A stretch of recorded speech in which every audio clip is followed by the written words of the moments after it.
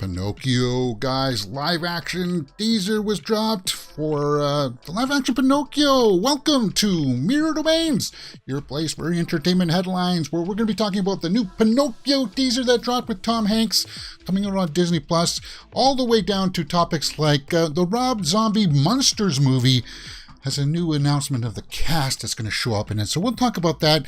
If you're joining us live, I talk with you guys in the live chat in between the stories. And if you're joining us afterwards, all of these will be in time codes for you guys in the description below.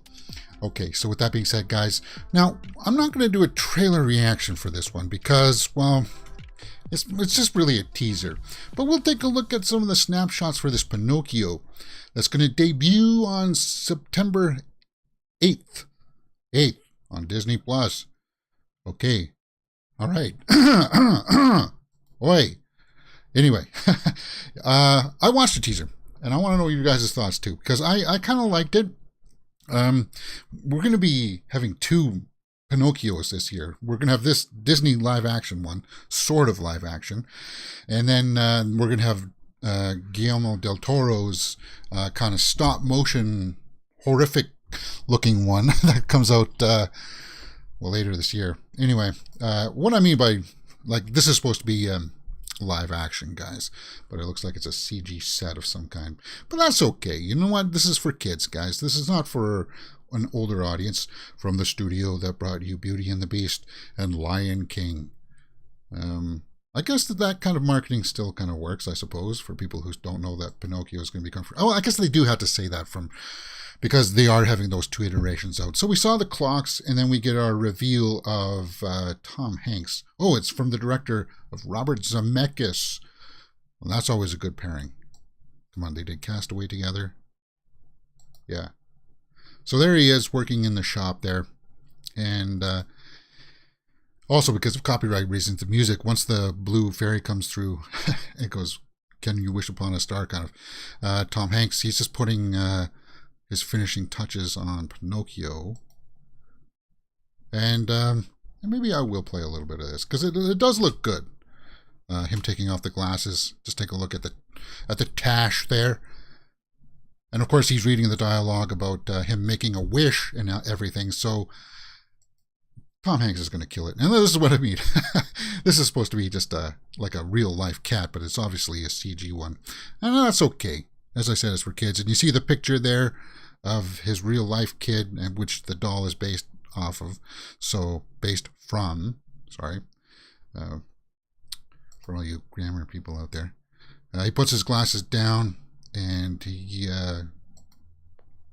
makes a wish, wishing for the doll to be alive. Wow. Yeah, and I liked it. And as I said, it's pretty much a teaser, and this is where the music comes in, where it's like, "Can you wish upon a star?" And the blue fairy comes in, and we're going to talk about the blue fairy here in a few moments. But then it shows us Geppetto. So Geppetto looks pretty normal there.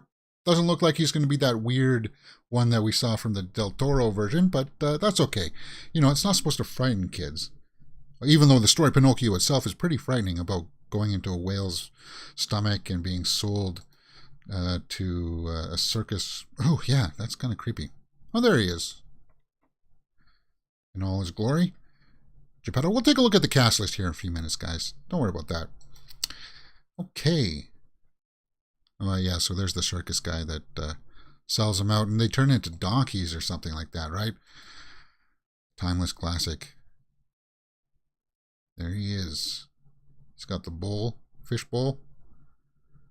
Now, there are a few shots in here where I'm like, people were complaining about the CG stuff in She-Hulk, but oddly enough, I don't know if you'll hear people complaining about this. Like, this is supposed to be real life, remember? This looks like a Pixar movie here.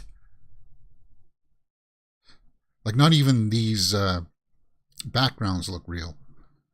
But that's okay. You know, it's for kids. It doesn't really matter. There's the fox, cat. What do we got here? Some of the other kids, the runaways, the orphans or whatever, with the guy that turns them into donkeys or whatever. Geppetto. And the blue fairy. And guys, I gotta tell you this straight up. I don't mind this casting for the blue fairy. I think she looks cool. Doesn't bother me at all.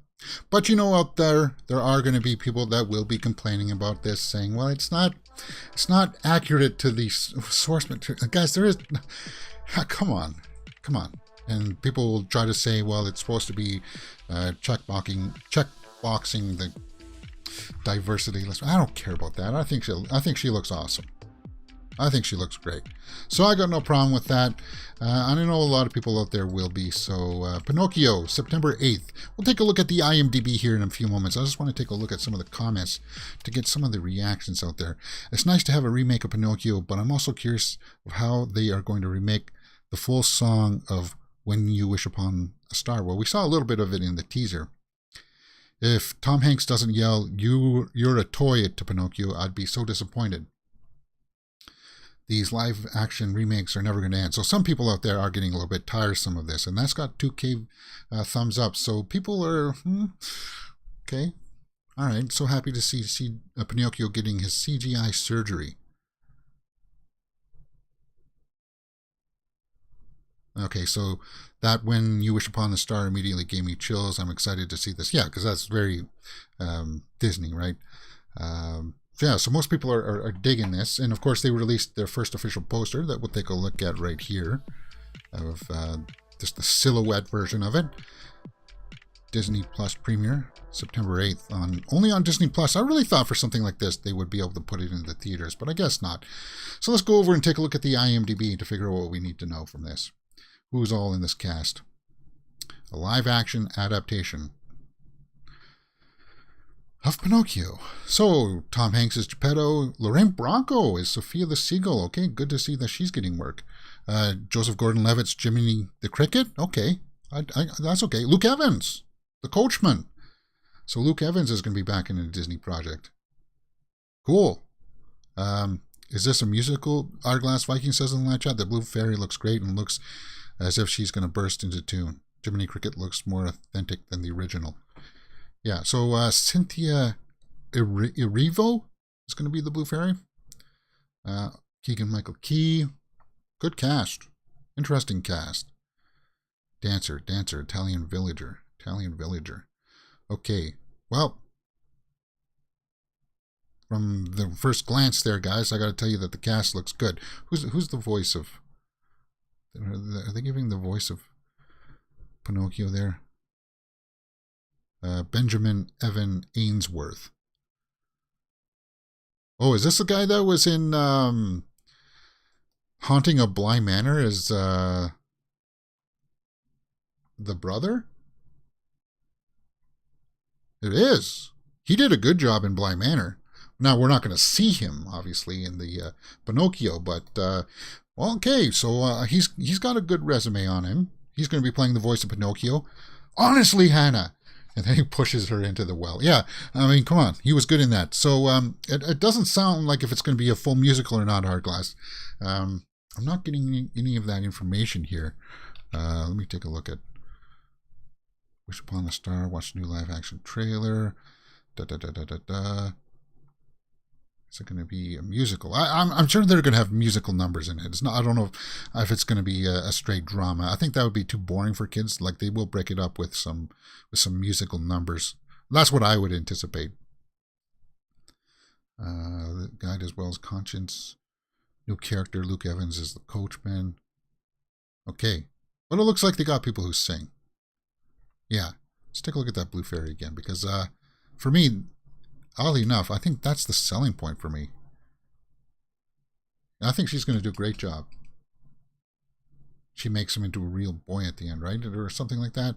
I can't remember the original Pinocchio stuff, but what do you guys think? Let me know in the comments below, and we will talk about it because, cool, man. All right, if you didn't know, we do a live movie news show daily, 12 p.m. Eastern, Monday to Friday, and there are all my social media handles, guys. Let's talk about some more movie news stuff. We got a lot of stories today, and even some of the topics that are not listed here, they are listed in the comments section, so we'll be hopefully going through these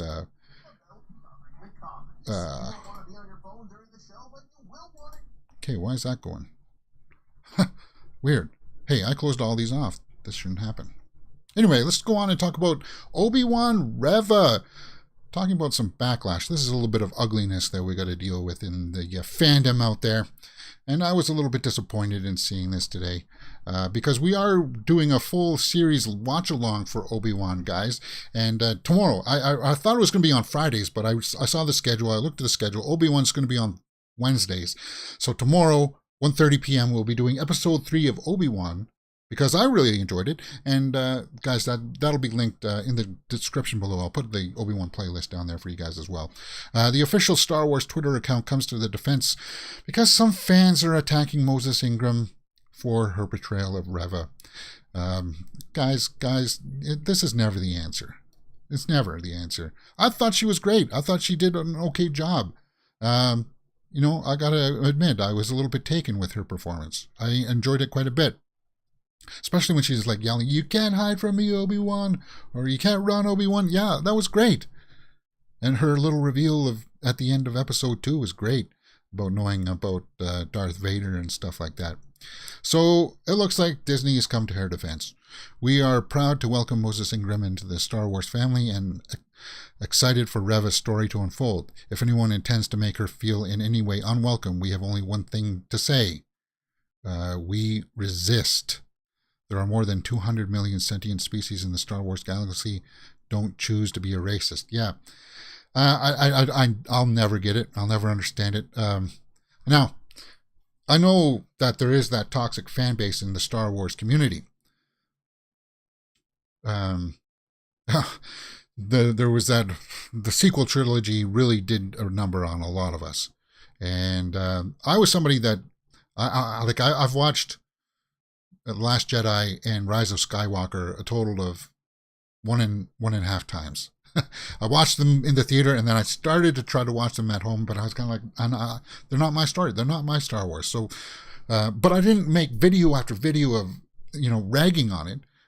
If you see my reviews for them, I was as fair as I could be for the most part. The Last Jedi was not that great, but it just harkens back to that split and that divide that some people out there feel like they just got to get on the hate bandwagon.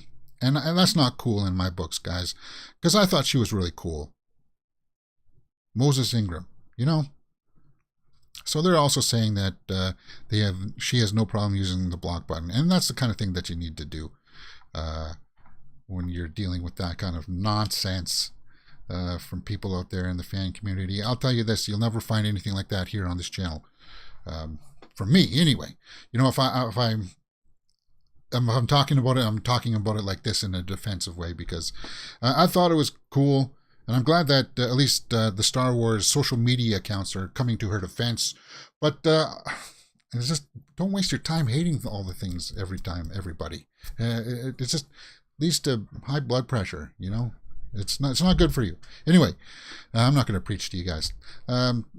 Speaking about the Star Wars and stuff, let's continue on with Kathleen Kennedy. She wants to clarify her comments about casting Star Wars characters, because we saw that quote the other week where she clarifies, saying that we won't recast some of the old characters anymore. I think this article here also says that. So, this is the original quote. "There should be moments along the way when you learn things. Now, it does seem so abundantly clear that we can't do that. We would never make Indiana Jones without Harrison Ford," and we talked about that last week too. We also can't do something with Luke Skywalker that isn't Mark Hamill. And people thought that seemed pretty clear, that you're not going to recast them, right? Pretty clear. But then she kind of backtracks her statements a little bit and said to Total Film, in a quote here that says, "I never say never." What? We would never make an Indiana Jones without Harrison Ford. Now, some people are just going to tear that one up and be critical of her because of that. But, okay, let's just try to read it with a little bit of a sane mind here. I never say never. It's certainly not something that we're doing with any intention right now. We're still talking about Lando with Donald Glover, and we knew about that from the Star Wars Celebration, for instance, but I would think we would intentionally just look back at some of the characters like Luke and Leia and whatnot and decide to arbitrarily do a story. There would be there would have to be a really strong reason why you would recast them. Well, you just recast a young Luke and Leia for Obi-Wan. So it's like, she just wanted to clarify that, right? So it's never say never, because people are very critical of Kathleen Kennedy's decisions, including me, guys. I'm on that bandwagon with just the mess that the sequel trilogy was of, and the other movies too, of people coming on to the projects and then getting fired, and then them dumping more money into it with Solo. That just, yeah. Okay, so she just wanted to clarify that. So let's just understand what she's saying. She says never say never, but by the sounds of it, by the way that she's wording stuff, is that she would not want to do that forcefully unless there was a really good reason why. You never recast Harrison Ford unless there's a good story out there or a good way that you could work it in where there's a recast of it. Same with Luke Skywalker. But, as I said, they just recast those roles for Obi-Wan, the younger versions of them. So then that's without Luke. And people will try to use that, well, this is not Luke. This is a CGI Luke. But we saw behind-the-scenes photos of Mark Hamill on the set, at least blocking and walking through the scenes for Boba Fett and Mandalorian, where he shows up as the younger Luke. So we've seen that. And I felt like, well, you know what, we'll just give Kathleen Kennedy a little bit of a break there. Try to clarify those statements. Talking about Indiana Jones 5. Let's talk about that for a moment. There's an article up there on MovieWeb saying that Indiana Jones 5, why Steven Spielberg decided not to direct the movie. And then it goes into a very long list of, well, this studio apologies. This is like the PR statements of why Spielberg didn't really direct it. And it's just a bunch of fluff. Guys, here's the BS PR statement. He told Variety. Spielberg believed that having a new director would allow a new generation to bring their perspective to the story. And we know that James Mangold is taking this. He did Wolverine, guys, and Logan. So it's in good hands. And we saw that first image the other day. Oh, there he is on set. This is the first official image. I put this up on my posts, so it doesn't really show too much. It just shows him like silhouette there with some light coming through a cavern of some kind. And we've seen pictures of him on the set there too. So, you know, Spielberg was going to direct it. This article at least gives us that much. He was going to direct it. But around the time of this, this article doesn't really say too much. I remember reading articles saying that he was, his passion project was West Side Story. That he really wanted to do West Side Story. And then once Indiana Jones 5 came up, and there was going to be, from what I heard, there were scheduling conflicts, and it just wasn't going to work because he was prioritizing West Side Story. And that's the way, and he stepped away from it. That, and they didn't want any input from George Lucas for some reason. So there you go. That's what I would say that happened with the Indiana Jones 5. But all of this stuff, it's time to let a new director give an interpretation to the story. I think that, for something about that just doesn't pass the sniff test. But what do you guys think about that Indiana Jones 5 image and that story? Does it hold water for you? Doesn't even matter, really. We're already there with James Mangold doing it. And, hey, from the things that I've seen coming out of this, I'm excited for it. Arglass says in the live chat, a new director may not bring the best out of the veteran actors. Well, yeah, it's because it's also got Mads Mikkelsen in it as well. He's playing the bad guy. Surely the chemistry would be better if Spielberg took the project. Well, that's what everybody was hoping, that they would be able to wrap that up. But you never know if it's going to be wrapped up. We just heard Kathleen Kennedy saying, well, maybe a recasting of Indiana Jones down the road would suit the story. We'll have to wait and see. The Prizefighter, Russell Crowe, Prizefighter, the life of Jem Belcher? Belcher? Is that what it is? First images of Russell Crowe in Prizefighter. So it looks like he's going to be playing Prizefighter. It looks like a period piece too. Look at the costumes. Okay. There he is. All right. What's this about? Ooh. That looks almost real, like he connected. So Russell Crowe's getting up there in age. You can tell a little bit from his arms, but whatever. It's still Russell Crowe. He's going to deliver a good performance, even in the smaller films that he appears in, guys. He never mails it in. So what is this Prizefighter, The Life of Jem Belcher, all about? Let's go over to the IMDb. Prizefighter, The Life of Jem Belcher. At the turn of the 19th century, pugilism was the sport of kings, and a gifted young boxer fought his way to becoming champion of England. Well, obviously, Russell Crowe isn't going to be playing the young boxer. Looks like he's going to be playing maybe the bad guy. That would be interesting. Let's take a look at the cast list for Prizefighter. Matt Hookins, Jem Belcher. So Matt Hookins is this person. We'll take a look at his resume here in a minute. Ray Winstone. Okay, that's good. Anybody else that jumps out at me? Jodie Mayer is Mary Belcher. So it looks like there's going to be a team up, or a wife and husband there. Glenn Fox. Lucy Martin. Jilly Belcher. Big Joe. So it looks like it's going to be a couple of boxing people in this. No other big names jump out at me here, guys. But who's this guy that's playing Jem Belcher, the main character? Let's take a look at his IMDb here. Matt Hookins.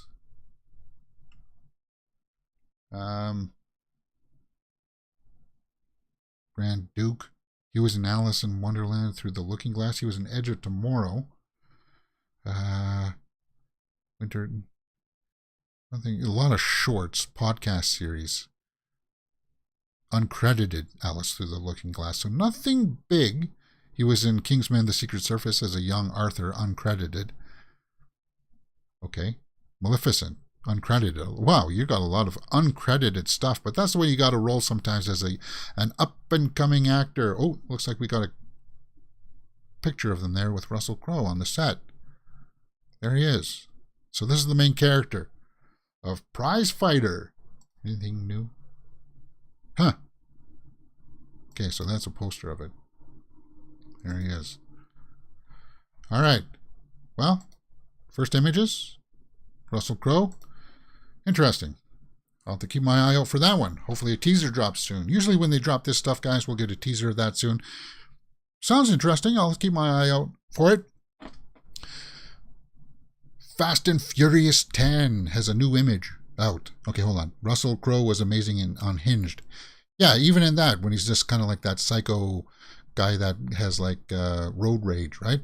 I can imagine his meat hooks and fury will be full flow in this Duke It Out Fest. Yeah, Duke It Out Fest is definitely the way that I would categorize Prizefighter.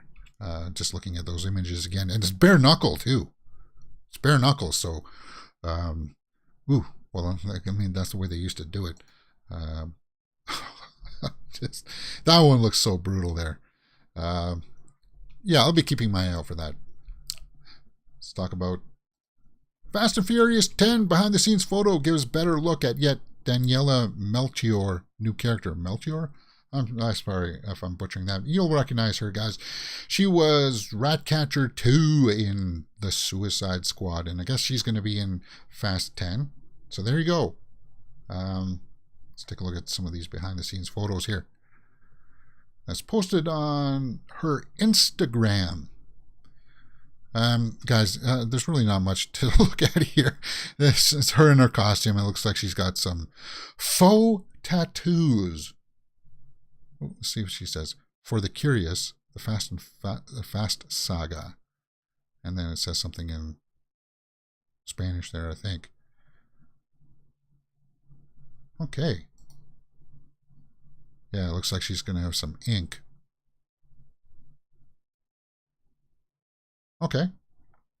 Just a little glimpse of Fast 10. May 19th, 2023 is when Fast 10 is coming out, guys. We're getting a lot of these behind-the-scenes photos, and every now and then. You know, Fast 10 is always a topic that people like to look for, so there it is. Rachel Zegler is apparently going to be in the Hunger Games. Now, it's not quite confirmed, but it's probably going to get confirmed later on today by the big trades. Seemingly confirms Hunger Games prequel casting. Well, we know that there's that prequel series coming out with the young Snow, President Snow. Ballad, the Ballad of Songbirds and Snakes. So, does she, in a cryptic social media post, Rachel Zegler seems to slyly confirm her rumored casting. So it's not confirmed, but it probably will be. She's a hot commodity right now, coming off of West Side Story. She's going to be in Shazam 2, Fury of the Gods. And then if she's in that Snow White movie coming out with that live action from Disney Plus, talking about Disney Plus stuff, let's take a look at this quote here from her social media. Listen up. Can y'all grow restfully? Are you becoming an individual resting decisively? So I guess that must be a quote from the Hunger Games, right, guys? It must be. Whoops. That's not what I wanted to do. I didn't need to open up her Twitter. But on the surface, the tweet seems a bit odd. There could be a secret message within. Internet sleuths have figured out that the first letter of each word in the tweet from the name Lucy Gray Baird. What? Hold on here. Listen. Oh, God, people are stretching for that. All right, since I have it opened up, let's take a look at it. No? Okay, but you're saying that some people said that each letter of the first words here are a character, I guess, from the books, Lucy Gray Baird. The name just happens to be one of the main characters of the Ballad of Songbirds and Snakes, meaning Zegler is dropping the... Hey, that's very cunning, though. That's very... some people caught that. I would have never caught that. Would you have caught that, guys? Let me know in the comments. Would I say that that's confirmation for sure? It's pretty on the nose. Ballad of Songbirds and Snakes is coming out next November 23rd, guys. And as I said, she's going to be that new Snow White. Shazam's coming out this Christmas, and then it's going to be probably the Snow White. Let's take a look at that Snow White image. There she is in the Snow White costume. Okay. Yeah. Well, and she's going to be in the Hunger Games prequel by the sounds of it. It'll get confirmed in the next couple of days.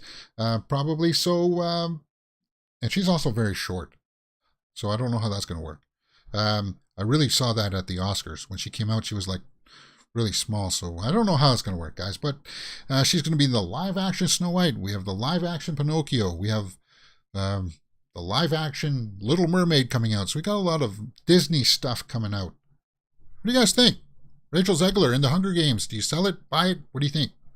Let me know in the comments below and we will talk about it. Robert Pattinson and Kristen Stewart in a movie again? They're going to reteam? David Cronenberg wants to reunite Twilight stars Kristen Stewart and Robert Pattinson in a new film. Wow, that would be interesting if they're especially under the helm of Cronenberg. Well, Cronenberg's worked with both of them. He worked with Pattinson on that god-awful movie called Cosmopolis, which is just atrocious. It's a tough watch, guys. And then Kristen Stewart, he's going to be in that new movie opening up this week called Crimes of the Future, which hopefully I'll be able to go out and see. Okay, so what do we got here? Cronenberg is already looking years ahead of potential new movies. According to recent reports, his latest project, titled The Shrouds, is in the work. Cronenberg will write and direct the film, which will star Vincent Cassel. Okay, so that's not going to be that one, obviously. So, the director recently spoke with World of Real about what might be the next after The Shrouds. It turns out a reunion between Kristen Stewart and Robert Pattinson is on the table. Well, Pattinson's now working with that guy, Bong Joon-ho, who just did Parasite. He's working on some kind of sci-fi thing, Lucas 7 or something like that. It's kind of like a spin on Moon. There's like clones of him or something like that on a planet. Yeah, I'll be looking forward to that one. But Pattinson also has to do the Batman 2 pretty soon. So if he does one here with Cronenberg, it'll be a smaller film, so like maybe they can squeeze it in.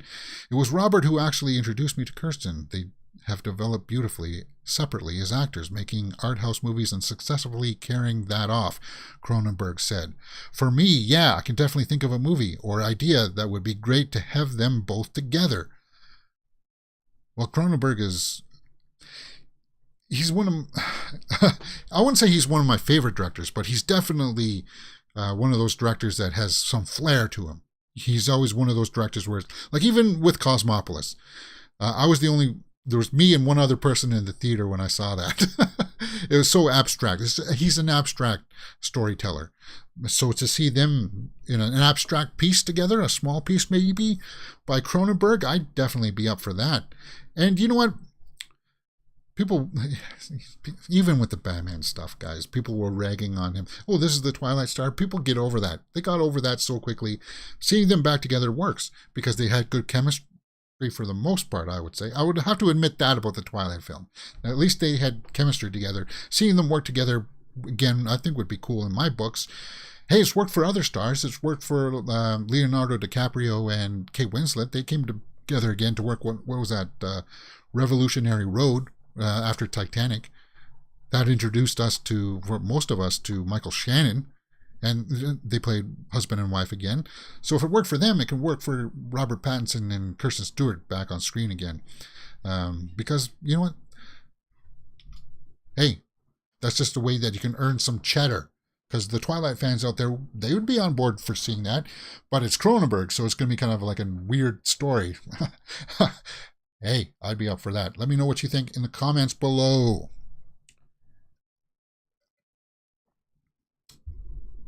The WB boss, Richard Zaslav, is he has come out and said that apparently he was mad at the reason that Clint Eastwood's new movie was made, that Cry Macho, that nobody saw.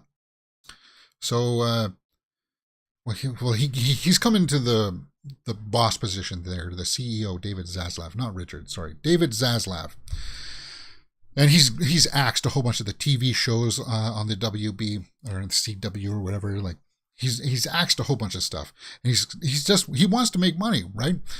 Because for the longest part, like shows like Batwoman and stuff like that, they just weren't making money, but they were still making them for some reason. I don't get it. And apparently that's the reason he came in and all the marketing showed that Cry Macho wasn't going to make money. So he was angry why the film was made. So let's take a look at some of the reasonings here that are listed in this article over on Screen Rant. I guess a lot of people have one of the reasons why he's like, well, why did we make this? Guys, tell me what's going on here. And it's actually an interesting read. During his first meeting with Warner executives, CEO David Zaslav apparently wasted no time in getting to the bottom of some important issues. One such issue came after executives admitted that they didn't think that Cry Macho would turn a profit.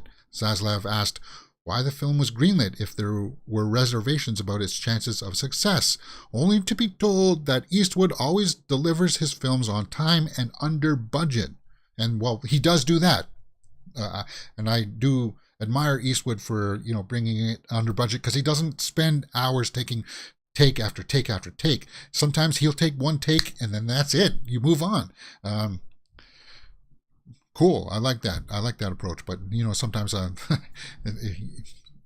it shows. But apparently that didn't sit well with Zaslav, who responded, "We don't owe anyone any favors. It's not show friends, it's show business." And indeed, that's a quote that you need to know about the Hollywood business, right? So I guess it sounds like some of the executives were giving a little bit of a favor for Eastwood there, but he's like in his 90s. He's like 91 now, and I'm hoping that he's decided to hang it up. Because Cry Macho, the shots that I saw from it, it was originally supposed to be Sylvester Stallone playing that role. But he took it over after Stallone stepped away from it. And it just, come on, who wants to see a 90-year-old man try to take on a little bit of an action kind of redemption hero story? It didn't work. So Zaslav is apparently angry over this stuff, and it kind of makes sense. Hey, if you got executives there making decisions like based on those criteria, then yeah, I would be totally mad. And what it does for me, it makes me at ease, actually, that Zaslav is going to be trying to steer it in a direction to try to make profit, try to make money, greenlight stuff that makes sense. So sadly, other things like some of the superhero stuff may not get made anymore. Yeah, but that's the cost, right? And hopefully it'll just steer it towards directions where the projects that do get made will make money. And I thought that was a very interesting article, and we should just keep it in our radar. So it says various headlines here, but the actual full rest of the storylines are listed in the comment section below there, guys, in the description as well. So we got about four more stories here to go. District 9 sequel movie update. Now, we heard a while ago that District 10 was going to be in the works from Neil Blomkamp. He started working the script, and we got a quote saying, "I'm still working on it. The answer is within the near future." The near future. People have been clamoring for District 10 for the longest of time, and apparently Sharlto Copley here is helping him to write the script. So, okay, well, that's cool. Sharlto is one of my favorite actors out there who needs more acclaim. He definitely needs more acclaim. He's going to be in that new movie with Idris Elba about the killer lion beast. But apparently they're working on the script for District 10 movie update. He's still working on it, but it's one of those things where it's hit and miss, right? A lot of people didn't like the last couple efforts from him, and Neil Blomkamp has had ambitious ideas because he wanted to make Alien 5 and just he wanted to make a sequel to Aliens and call that Alien 5 and kind of retcon some of that series. That sounded really cool. We saw a lot of the artwork for that. That fell apart. He was going to make a RoboCop movie. That kind of fell apart. And that's still kind of up in limbo from what I hear. The RoboCop remake. That was going to be a direct sequel to RoboCop 1, kind of retconning RoboCop 2 and 3. Even though I like RoboCop 2 quite a bit, actually. And then he's had these other like sci-fi projects, smaller like indie projects that have been on the side for like Netflix and stuff. And then last year he had that atrocious demonic movie where it's like a young woman unleashes terrifying demons when supernatural forces at the root of a decade-old rift between her mother and daughter are ruthlessly revealed. Has to do with like sci-fi, people putting things on their brains and going into like a synthetic realm, sort of like the Matrix, but there's like a demon in there. It had some good ideas. I like demonic, but it didn't like. See, this is another project that just blew. Like it bombed. It was like one of the biggest box office bombs of last year, and justly so. But you know what? I do want Neil Blomkamp. Hopefully, if he goes back to District 10 and he makes a mark again, his stock will go up a little bit. Yeah, he also announced that Copley is writing the film alongside him. So, you know, it worked for Vin Diesel. His career was going down, and then he made Fast 5. He went back to that franchise, and things started to look good for him again. Well, actually, it was Fast 4, right? And then because he wasn't in Tokyo Drift. Then he went back to that. He started going back to his things because other properties just weren't working for him. Maybe that's going to work for Neil Blomkamp. Chappie was... Anyway, what do you guys think? District 10, will that put Neil Blomkamp back on the map? Hopefully it will. It's a story that a lot of people want to see. I want to see. Let me know in the comments below and we'll talk about it. Talking about scripts that never came to light. Gambit with Channing Tatum. Apparently the script was really good. More of a comedy, according to Léa Seydoux, who was, I guess, going to appear in this Gambit movie. Who was she going to? Was she going to play the love interest? I don't know. She better not have been playing Rogue. Well, maybe she could have played Rogue. Kind of old for it now. But let's take a look at it. Okay. The script was really good. It had some funny bits in it, but they wanted to make it more of a comedy. See, that's where I would say no. Don't make it a comedy. That's not good. I felt that in America, people have more imagination. I've been offered films very, very far from what I've done, and I'm like, oh, interesting. I love to feel that I can adapt myself. For me, that's very exotic. And I always hoped that somewhere down the lines that Tatum would have been able to play that Gambit role, but he's kind of getting a little bit old for it, unless they go for that older version of Gambit. Because Gambit was a passion project for Tatum. He really liked the character quite a bit. So, you never know. Maybe now that the multiverse is opened up, maybe we could see him as a cameo one day as a Gambit. But like that movie, it's never going to come into fruition. They need to get the X-Men sorted out first. But down the lines, I would like to see just a Gambit Rogue story come to the big screen. That's what I would like to see. What do you guys think? Let me know in the comments below. Let's read some live chat comments. I've been behind here from Hourglass. Viking says, yeah, it would be good to see Pattinson and Stewart together. I'm not too weird a story, if not and not too weird of a story. Okay. Cronenberg is a bit out there for me. I'd like to see a team up for the masses. District 10 is look overdue. 9 came out right left field and was so unexpected but great to see.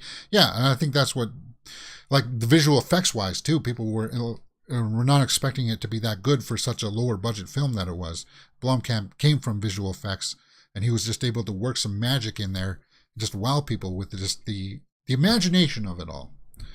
Our Glass also says, I kind of wish Taylor Kitsch got to do the Gambit origin story. Even Josh Holloway was a good choice. Sadly, not to be. Yeah, it's not to be Gambit. But as I said, maybe because if they got multiverse now, somewhere down the roads, perhaps we could see a Gambit story. Say that in Japan. What the heck is going on here? Stranger Things raises 12 questions to Volume 2 must answer. And this is an article up on Screen Rant. And if you didn't know, we did a full live watch-alongs for the first volume of Stranger Things Season 4, and I loved it. It's up on the channel right now, getting some good numbers, guys. Each episode, you can just key up your own copy and watch over my reactions and my commentary and stuff like that. This article, we'll just kind of go through this rather quickly because some of them are just, because it's out right now, because everybody's buzzing about Stranger Things, people are publishing these things, mining it for everything that it's got. That's not my bag here on this channel. I know I probably should be doing that kind of stuff to drive traffic, but that's not my bag. Okay, so here's a big question. How did Dr. Brenner survive the Demogorgon attack? I saw clips of that again because it got me curious to see how he did, because it jumped at his head, and we see that he's got the scar on there. People speculate that perhaps he's got powers of his own, so maybe that's how he survived. What was Will's painting of? Yes, we didn't get to see the painting. People say that it might be a painting of Mike, but I thought because he saw the upside down, it might be a clue to who Vecna is. But since we learned who Vecna is, the painting still needs to be explained. Why didn't Mike say I love you to 11? Yeah, why didn't he? Because he's scared of her, maybe. I don't know if that's a pressing thing that needs to be answered. Is Will in love with Mike? Wait a minute, aren't they brothers? Or no? Yeah, people have been speculating about that. Will Nancy and Steve get back together? That's the way it seems like it's going towards, guys. Even though that Natalia Dyer and the guy who plays Jonathan, they're a couple in real life. So that'll be weird to play that on screen. But it definitely does seem like they're driving towards Nancy and Steve being back together, especially when she jumped in the water at the end to go after him when he got sucked through the portal at the end. He got sucked through the portal with his shirt off. Yes. Why the Upside Down is stuck in 1983? Yeah, that's an interesting question to ask. I'd be curious to figure out if they're going to explain that. Because when they went to Nancy's house there to get the weapons, they realized they were back in time. And we saw Barbara's corpse at the bottom of the pool. Yeah, I want to know why that is. What did the rest of Max's letter say? I don't think that's important. It's just, hey, I love you. Please don't forget me. You'll always be special in my eyes. Will Nancy and Max survive Vecna's curse? That's right, because Max was always wearing the headphones in case she went under the trance again, so she can just listen to her music. And I guess Nancy, did Nancy see a vision of a clock? Apparently, Running Up That Hill was her favorite song, and apparently that song has gone up in the Spotify charts. Kate Bush. How did the Russians get the Demogorgons? Yeah, that'll be curious to see. Well, I'm guessing one came through in the explosions at the end of season 3. How will Joyce, Hopper, and Murray get back to America? I'm pretty sure they will get back to America. That's not a pressing question we need to learn. Did any of the kids from Hawkins' lab survive the massacre? Other than 11? That's a good question, too. Most of them got mangled up. And where was that girl that was there before?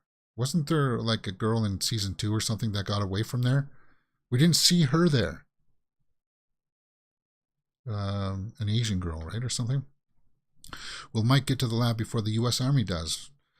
Is that really a pressing question? So those are just some of the questions that they're asking there, guys. It's an interesting little read. They offer their speculations. It's over on Screen Rant.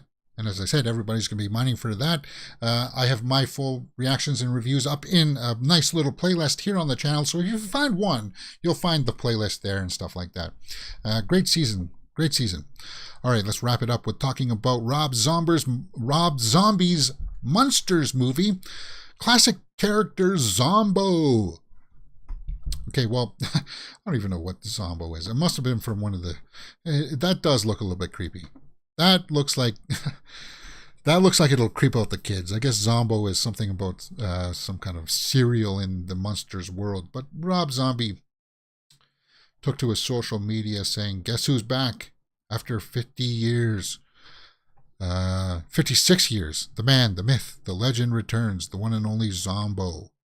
So if you're searching online for Rob Zombie's Zombo or Munsters, that's all that's being revealed. And if you go over to his social media site there on Instagram, he always puts a lot of the behind-the-scenes stuff. And Munsters, still no release date, but it is done. It's going to be streaming on Peacock. But we know that it's wrapped, I think. At least for some of the characters. It's going to be out later this year. Rob Zombie's Munsters. What do you guys think? Let me know in the comments below. Artglass says in the live chat, Vecna was probably created in 1983 when 11 pushed him through the wall. Okay. That makes sense. Vecna can control time, so probably chose to freeze it in the Upside Down. But he's just like a general, right? He's not the big bad guy of the Upside Down. He was recruited. So maybe he has that power. I don't know. We'll have to see how that plays out in Volume 2. If they even answer that in Volume 2. They may not even answer that why it's stuck in the 1990s. Okay, guys, we're going on for 50 minutes here. Let's try to take a look at the Twitter Roundup, and then we'll close it out for the day. Because it's supposed to be another hot day, feeling like plus 36 here. I'm feeling okay right now, but as you can see, it's starting to get a little bit hot. Twitter. Let's see if I missed anything out there. Both Tom Blythe and Rachel Zegler will lead the Hunger Games prequel. So within the hour here, guys, it's been confirmed Rachel Zegler is going to be in that Hunger Games prequel. Tom Blythe is the guy who's playing the younger President Snow, directed by Francis Lawrence, who's done a bunch of the other Hunger Games movies. It'll follow a young Coriolanus Snow as he mentors and develops feelings for Lucy Gray, the District 12 tribute, for the 10th Hunger Games. 10th Hunger Games. So they're going to be the two main characters, and they're both from different houses, from what I understand. Like one's from Songbirds and one's from Snakes. He's obviously going to be from Snakes, right? I think that's the way the premise overread that I saw from that story. Do I have that, Rachel Zegler? Yeah, so that the story about Rachel Zegler. So she was. So that's a very cunning way that she put that out there, guys. Damn it. Is she putting each starting letter of the words reveal her character name? Lucy Gray Baird. Lucy Gray Baird. Interesting. Rachel Zegler's pretty cunning. Why is Johnny Depp trending? Let's take a look at that. Because the trial for the Johnny Depp and Amber Heard case is in deliberation right now. So the jury's in deciding what's going to happen. Amber Heard warned over facing jail for fabrication of injury pics against... I don't think Team Amber Heard realizes... Yeah, a lot of people are bashing on Amber Heard. She's going to be... I don't see how she's not going to be able to have a career after this. Regardless of how it comes out. Well, no, not regardless. Because if it comes out in her favor, then I think she'll be okay, but she'll have to wait for things to blow over. Okay. Rachel Zegler, upcoming projects: Shazam, Fury of the Gods, Spellbound. Don't know about that. Snow White, we saw. Hunger Games, confirmed. Okay. Rachel Zegler. So that'll be the big news of the day. A lot of people will be running with that story. Hunger Games prequel. There's that Star Wars story I talked about Reva. He needs to be stopped, sources say. Cary Fukunaga abused his powers to pursue young women. Ew. He was the director of No Time to Die. He used his powers to pursue young women on the set.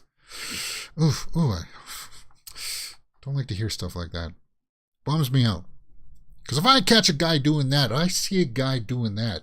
Ooh, you and I are going to have words. I don't care if it's not my business. I'll make it my business. Mads Mikkelsen for Esquire magazine. And talking about Indiana Jones 5. He's going to be in that one. Talking about No Time to Die. No, he wasn't in No Time to Die. He was in Casino Royale, but he was in a Bond movie. George R.R. Martin on toxic fandom. Talking about toxic fandom about Reva today. Art Glass Viking says Rachel Cypher, more like it. Yeah. Smart. She's a smart girl. So, what does Martin have to say about toxic fandom? I don't understand how people can come to hate so much something that they once loved. If you don't like a show, don't watch it. Well, that's what I said about Star Wars. I'm not gonna watch The Last Jedi again. I'm not gonna watch The Rise of Skywalker. How has everything become so toxic? Mostly because of social media and trolls. People, like, for the most part, the trolls out there, they don't care about what the topic or what the fandom is. They just care about trying to get under somebody's skin.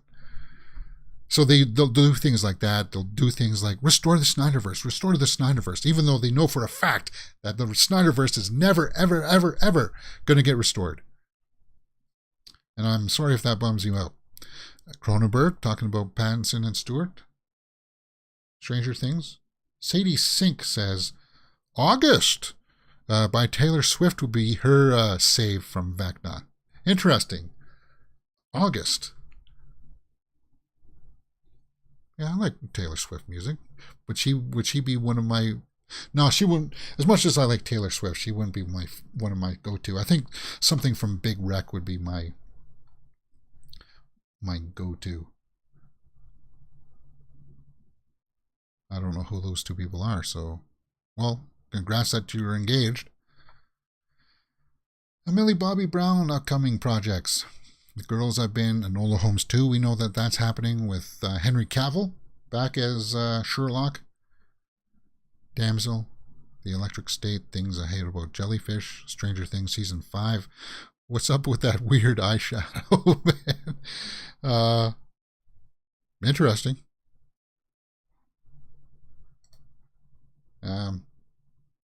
She's 18 right now, and she's going to grow up to do a whole bunch. Like this kind of a resume, expect that like times 10, guys, because she's good. She's a really good actress.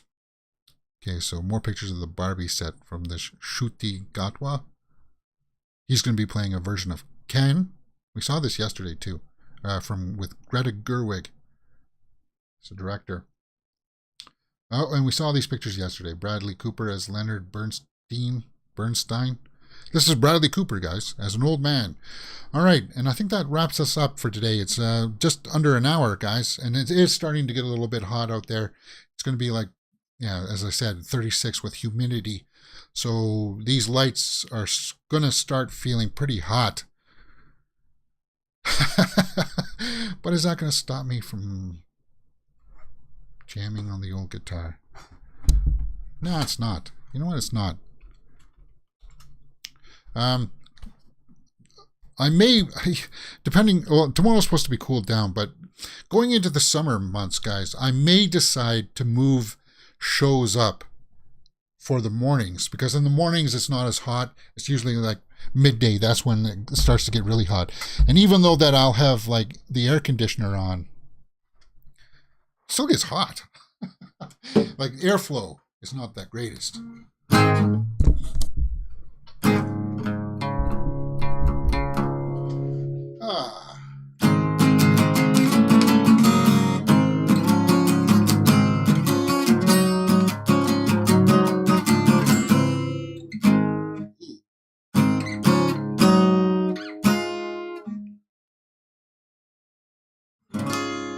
Yeah.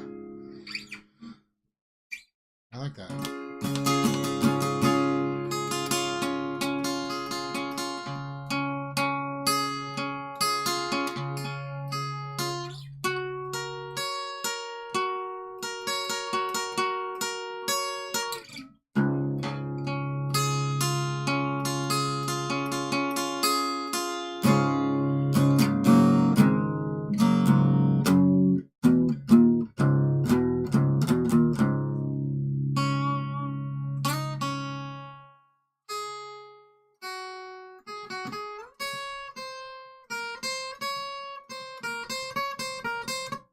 I was jamming with something yesterday. I can't remember what it was.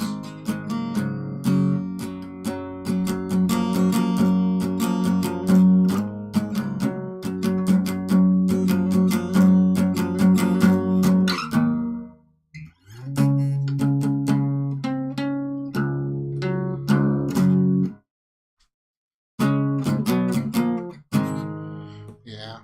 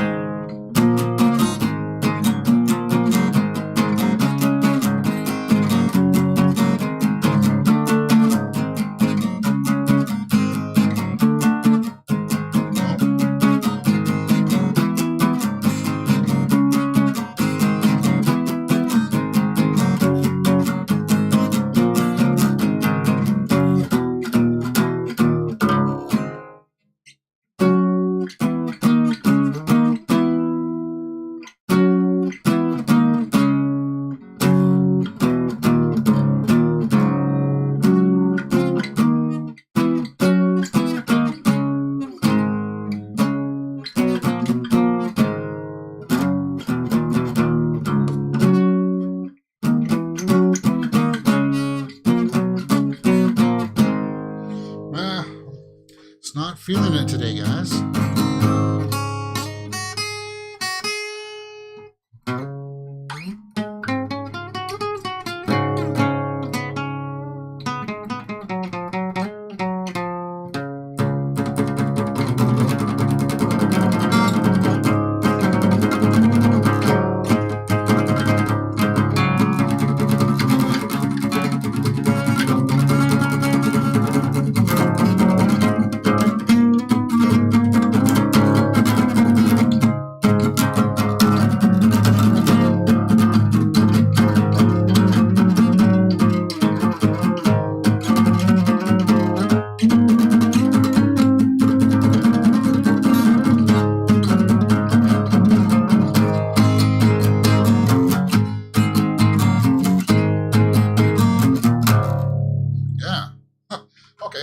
Into it a little bit there.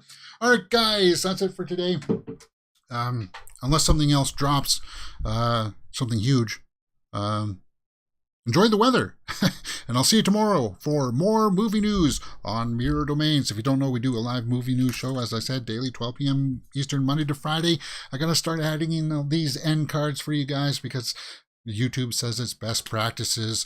So that's why I'm rambling on here. Hey, if you like trailer reactions, movie reviews, you'll find something that you like here on this channel. Full live series watch-alongs for things like even Stranger Things, Obi-Wan. Tomorrow, Obi-Wan. Episode 3. See you there.